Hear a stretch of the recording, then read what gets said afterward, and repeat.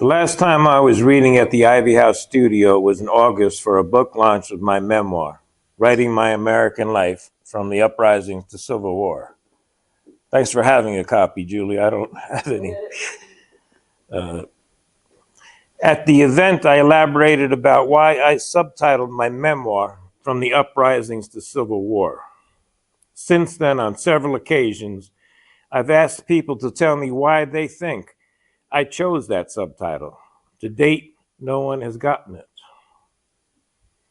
I'll offer a couple of clues. The uprisings took place in my lifetime when I was a teenager, and that makes it the late 1960s.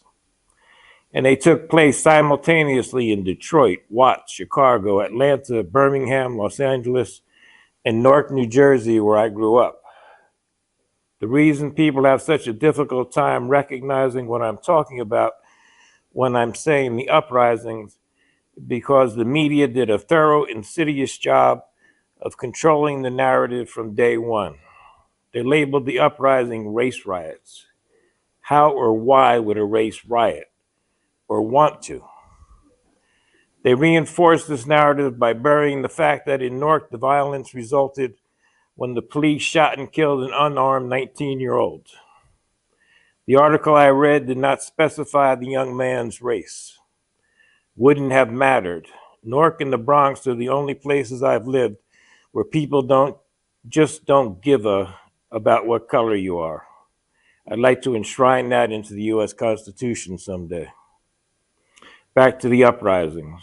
The media further reinforced the narrative of race rioting by playing endless loops of videos on TV showing Black Americans looting stores of TVs and air conditioners from burning buildings. There's a reason for this. If you called what was happening an uprising or a rebellion, you would then have to explain why so many people living in these American cities from coast to coast were rising up in rebellion. What were they rebelling against? And what were they rising up for? At the time, as a teenager, I knew that the media was not reporting what was really going on, but I didn't understand why, nor did I know what it is they were trying so hard to hide. This curiosity, along with my stubborn refusal to accept information being fed to me, is what led me to become a writer. My first novel was called Area, and it was about 3 young adults growing up when and where the so-called race riots took place. It was not about politics or sociology. I wanted to look at how it felt to watch stores where you shopped with your family go up in flames.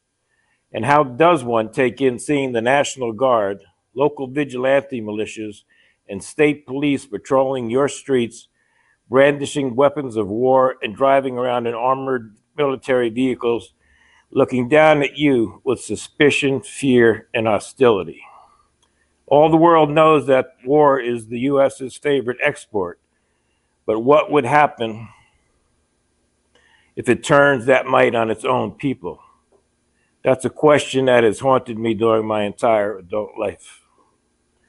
2018 marked the 50th anniversary of the Great Society social programs, which were designed to address the causes of the uprisings. In their own words, systemic racism and acute poverty. The programs cost an estimated $2 trillion. What did we get from spending all that money? The Eisenhower Commission, an independent non-governmental entity who monitored the programs, concluded this 50th anniversary report is saying that progress has stagnated and in some ways we have moved backwards. Child poverty has increased, overall poverty has increased, income inequality has increased, wealth inequality has increased, school segregation has increased, and incarceration has increased exponentially. We had 200,000 people in prison in 1968, and today there are over 2 million. What we found is that when the audience is people of color, they understand we are going backwards. But many other people don't get it, are in denial, or don't want to do anything about it. Communicating to the American people that things haven't gotten better and to try and engage them in the conversation is really central. My dear sirs, I've been trying to do just that all my adult life. I've written and published 10 books, 6 novels, and 4 nonfiction. In that same year, 2018, I wrote an article for The Nation magazine called How Poverty Became a Degenerate American Enterprise. I was hoping to instigate a national debate about how and why those costly anti-poverty programs did not accomplish their stated goals. In the article, I show how the money that was intended for community action programs got diverted by Presidents Nixon and Reagan for a war on poverty, followed by a war on drugs. Money went into expanding the number of police and building detention facilities and prisons, lots of them. I concluded my article with this: if Americans say they want to end racism and vanquish poverty, then they have to recognize what poverty has devolved into: a degenerate enterprise that condemns millions of our fellow Americans to a spirit-numbing existence where the aspiration is not to thrive, but to barely survive. The only way we will ever end poverty in this nation is to finally end racism and then rebuild our communities accordingly. If there is one thing we've learned in the last 50 years, it is that you cannot do one without the other. This was the only article I wrote for The Nation that they turned down for publication.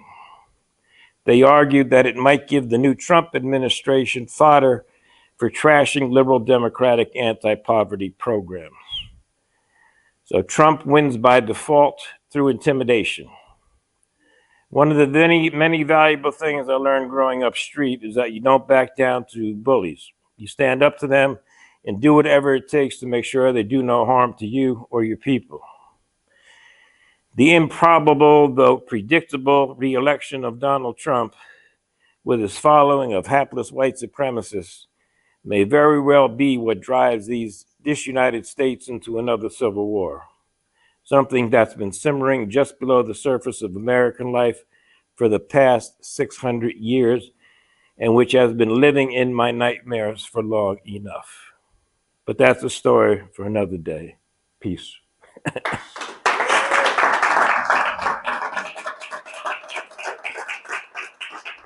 Thank you.